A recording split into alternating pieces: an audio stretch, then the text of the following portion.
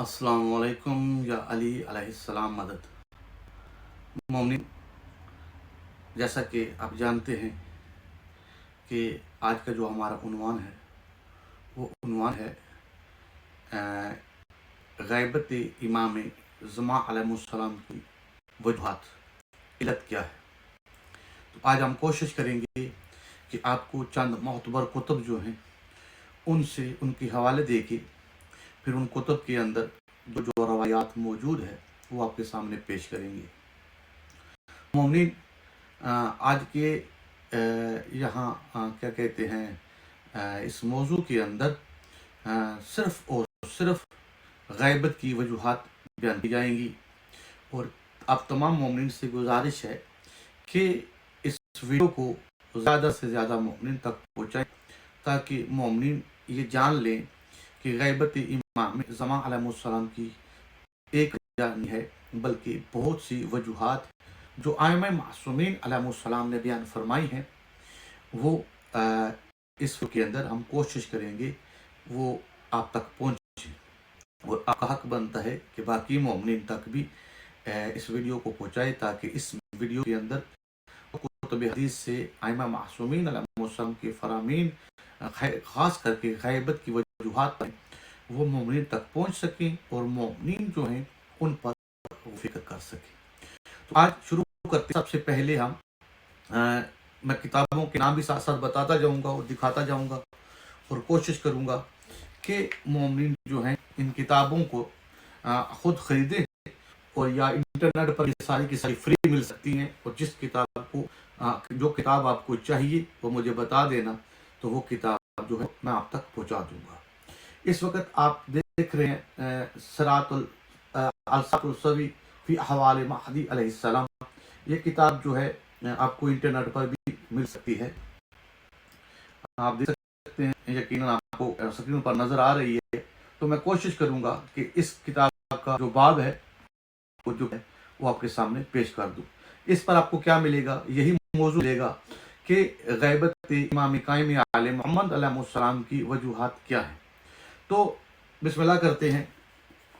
ये बाब शशम है और पेज नंबर जो है वो है 495 नंबर पेज है और इस बाब नंबर शशम है और बाब का नाम है गैबत अलल गैबत इमाम अलैहिस्सलाम फसल। यहाँ से ये बाब शुरू होता है। अगर कोई मेरा भाई पढ़ना चाहे तो ये किताब जो मैंने दिखा दी है आप फिर से देख सकते हैं। इस किताब के अंदर आपको ये उन्वान मिल जाएगा। इसके बाद जो है मैं कोशिश करूँ वो आपके सामने पेश करूँ। दूसरी किताब भी मशहूर किताब है हमारी जिसके अंदर आपको मिल जाएगा, ये है असूल काफ़ी। जिल्द नंबर भी आप देख सकते हैं, इसकी जिल्द दोयम है, असूल काफ़ी है, अल-शाफ़ी असूल काफ़ी जिल्द दोयम। तो मैं बाब का नंबर भी बता देता हूँ। बाब नंबर जो है 78 है। बाब नंबर 78 बयान गैबत के नाम से।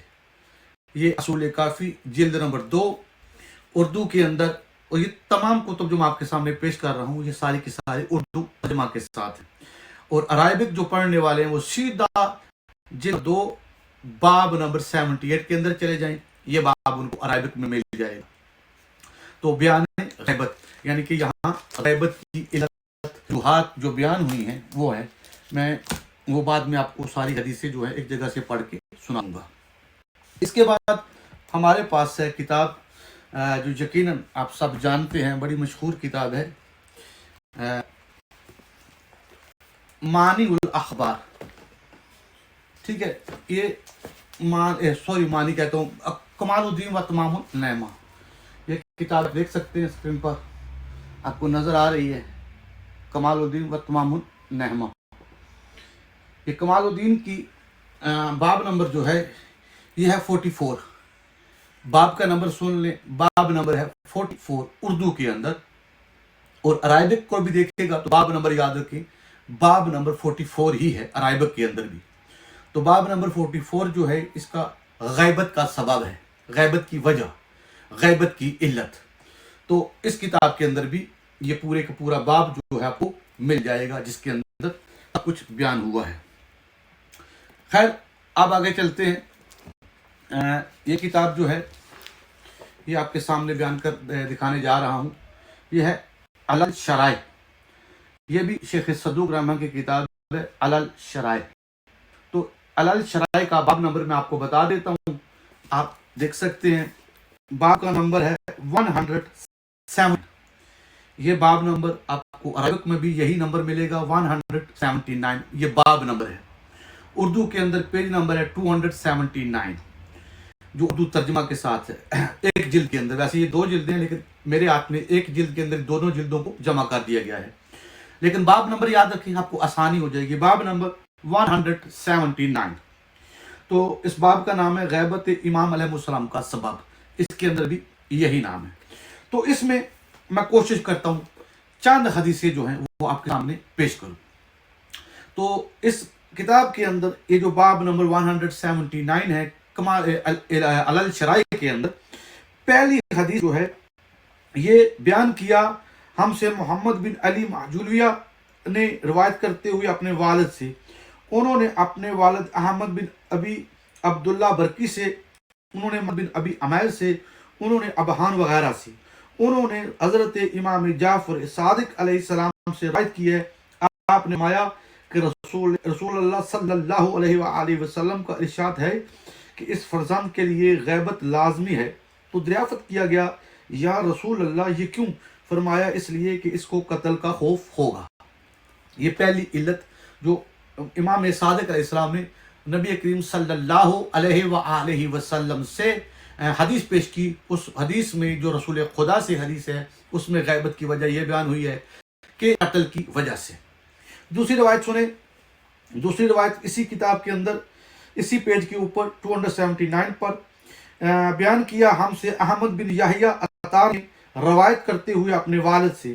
انہوں نے محمد بن احمد بن یحییٰ سے, انہوں نے احمد بن حسین بن عمر سے, انہوں نے محمد بن عبداللہ سے, انہوں نے مروان انباری سے.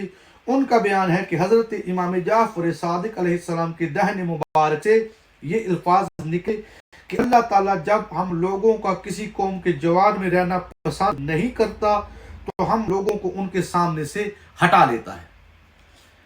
پھر سے سن لیں کہ مولا نے فرمایا کہ جب اللہ تعالیٰ لوگوں کا کسی قوم کے جوار میں رہنا پسند نہیں کرتا تو ہم لوگوں کو ان کے سامنے سے ہٹا لیتا ہے. تیسری روایت بھی اسی پیج پر ہے, بول لیں.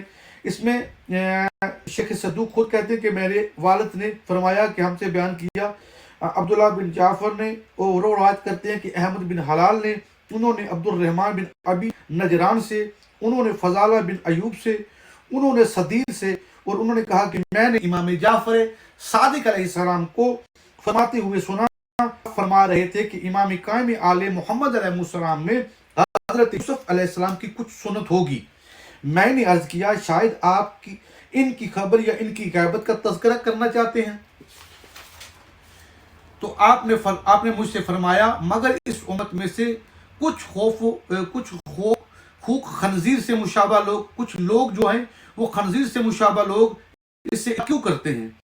لوگوں کو معلوم ہونا چاہیے کہ برادران یوسف علیہ السلام اسباط اور اولاد انبیاء میں سے تھے جنہوں نے ان کی تجارت کی, انہیں فروخت کیا, حالانکہ وہ سب حضرت یوسف علیہ السلام کے سگے بھائی اور حضرت یوسف علیہ السلام ان سب کے بھائی تھے.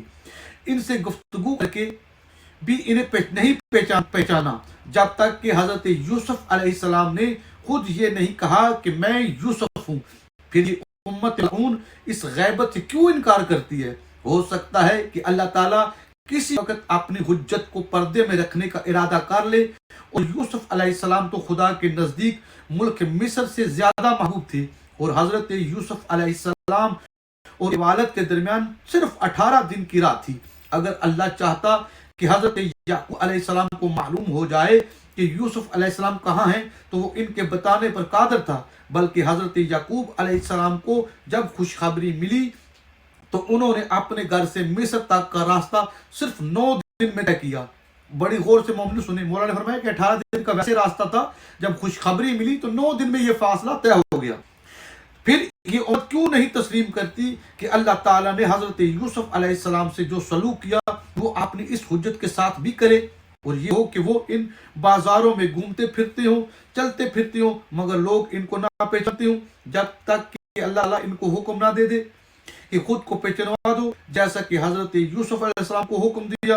اور انہوں نے کہا کہ تمہیں معلوم ہے کہ جب تم لوگ جاہل ہو رہے تھے تو تم نے یوسف اور اس کے بھائی کے ساتھ کیا کیا. اس پر وہ لوگ چونک پڑے اور کہا, ارے کیا تم ہی یوسف ہو؟ انہوں نے کہا, ہاں میں ہی یوسف ہوں. خیر آگے روایت سنیں.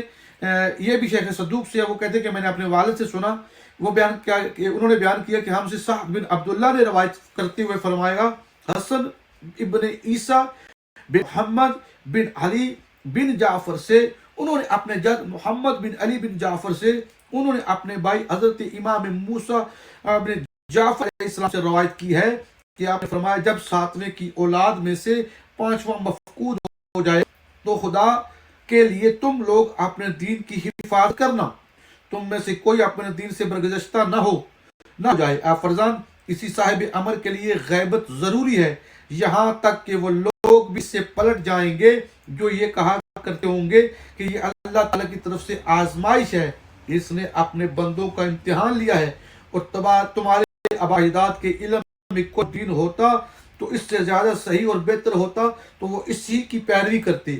میں نے عرض کیا, مولا وہ آقا یہ بتائیں کہ 7ویں اولاد میں 5واں کون ہے؟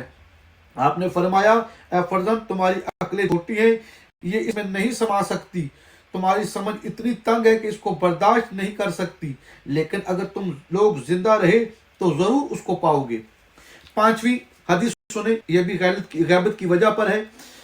میرے والد نے بھی, ابھی شیخ صدوق کہتے ہیں کہ میں نے اپنے والد سے سنا, ہم سے سعد بن عبداللہ نے, انہوں نے کہا کہ بیان کیا ہم سے محمد بن احمد علوی نے روایت کرتے ہوئے ابو ہاشم جعفری سے, ان کا بیان ہے کہ میں نے حضرت امام ابو الحسن امام حسن عسکری علیہ السلام کے والد امام علی نقی علیہ السلام کو فرماتے ہوئے سنا کہ میرے بعد میرا فرزند حسن میرا جان نشین ہوگا, اور اس کے بعد اس کا جان نشین آئے گا, تو تم لوگوں کا کیا حال ہوگا؟ میں نے عرض کیا, میں آپ پر قربان, کیوں, کیا بات ہو جائے گی؟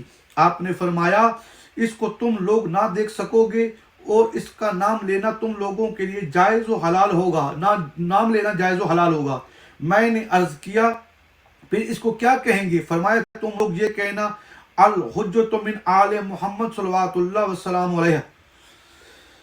پھر 6ٹھی حدیث ہے, بیان کیا ہم سے محمد بن ابراہیم بن اسحاق نے, انہوں نے کہا کہ بیان کیا ہم سے احمد بن محمد حمدانی نے, انہوں نے بیان کیا ہم سے علی بن حسن بن علی بن فضال نے, روایت کرتے ہوئے اپنے والد سے, انہوں نے حضرت ابو الحسن بن موسیٰ الرضا علیہ السلام سے روایت کی ہے کہ آپ نے فرمایا, گویا میں دیکھ رہا ہوں کہ میرے دوسرے فرزند کے عہد میں شیعہ چراگاہ تلاش کرتے پھرتے ہیں اور انہیں چراگاہ نہیں ملتی.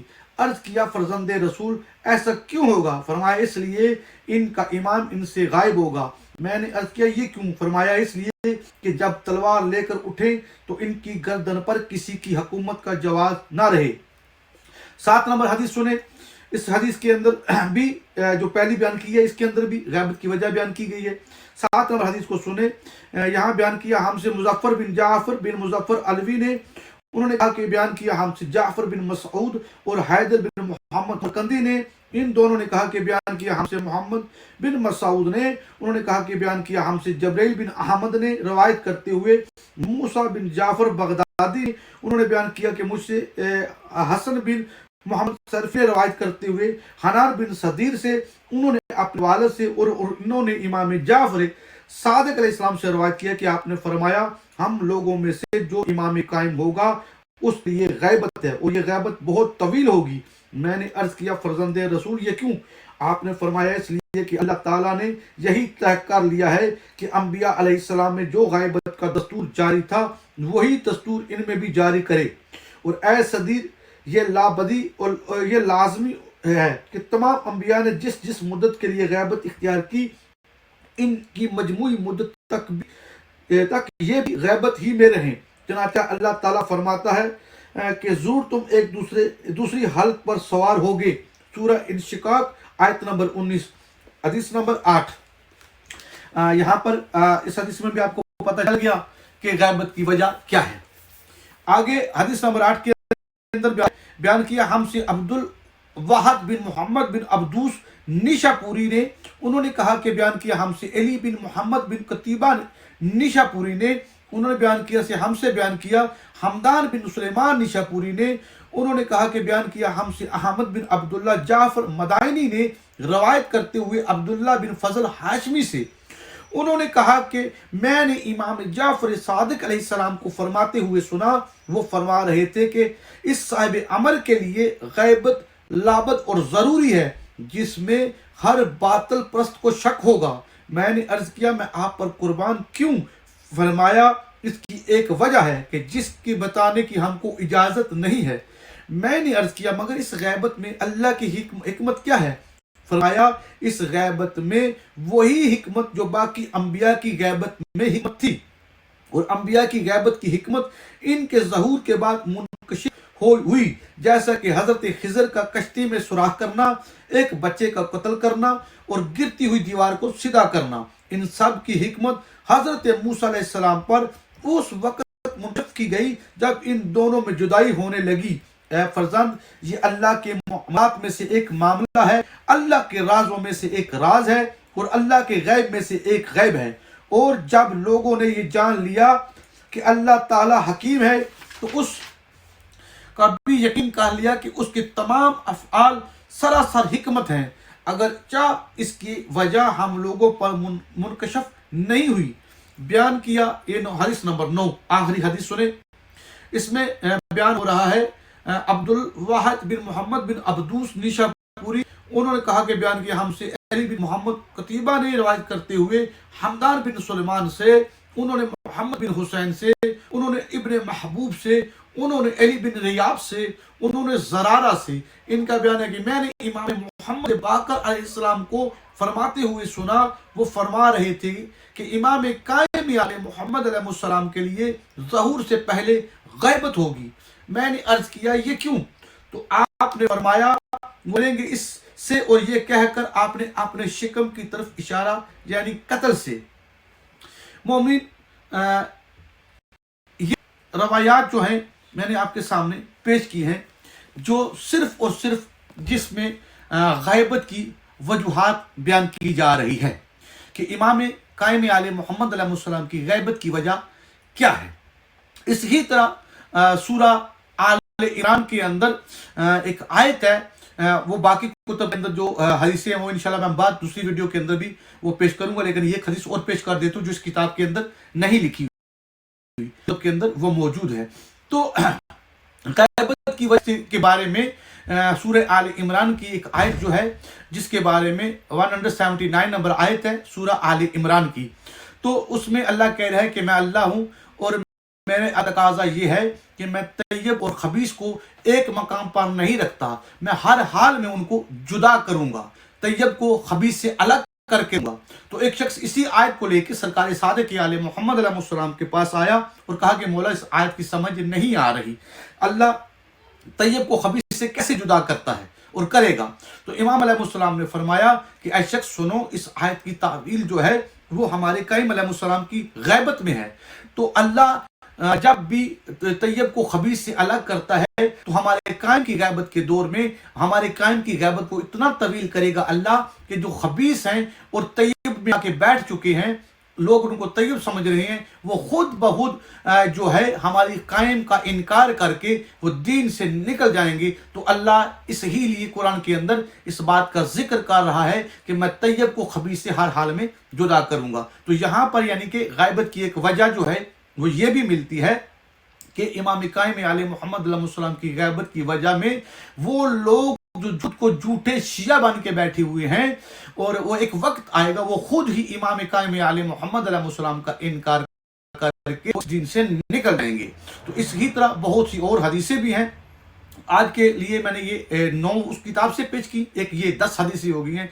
इसी तरह कोशिश करूंगा कि मजीद हदीसें भी जो हैं वो आपके सामने पेश करूं, और इंशाअल्लाह پھر ان حدیثوں میں سے دو دو تین تین کو لے کے ہم اس پر تفصیلی بات کریں گے بعد والی ویڈیوز کے اندر، یعنی کہ فیس بک پر۔ تو ابھی یہ صرف یوٹیوب کے لیے میں لگا رہا ہوں تاکہ مومنین کو تحقیق کرنے میں آسانی ہو جائے، اور وہ جلدی سے ان کتابوں کو لے کے ان کے اندر ان حدیثوں کو جو میں نے بیان کی ہیں وہ دیکھ سکتے ہیں۔ رسول کافی کو پڑھیں اور باقی کتب کو، تو حدیثیں یہاں بیان نہیں ہوئی، وہ کتابوں کا حوالہ دینے سے یہی مقصد ہے کہ بہت سی حدیثیں آپ کو باقی جو چند کتب میں نے آپ کے سامنے پیش کی ہیں ان میں مل جائیں گی۔ تو مومنین اس پیغام کو کوشش کریں کہ زیادہ سے زیادہ جو ہے وہ مومنین تک پہنچائیں، تو آپ کی بہت نوازش ہوگی، تاکہ مومن کے پاس جتنی بھی کتب حدیث میں جو حدیثیں ہیں وہ جب زیادہ سے زیادہ پہنچیں گی تو اس پر وہ زیادہ غور و فکر کریں گی۔ تو آج کے لیے کافی ہے، دعاؤں میں یاد رکھنا اور کوشش کریں کہ اس ویڈیو کو زیادہ سے زیادہ مومنین تک پہنچائیں، تاکہ جو حدیثیں ہم تک نہیں پہنچی شاید کسی مومن کے پاس ہوں اور وہ ہم کو یہاں آ کے ہم تک پہنچا دے، اور پھر اس ہی طرح ہم ان حدیثوں کو بھی مومنین کے سامنے پیش کریں۔ جزاک اللہ، والسلام علیکم ورحمۃ اللہ وبرکاتہ۔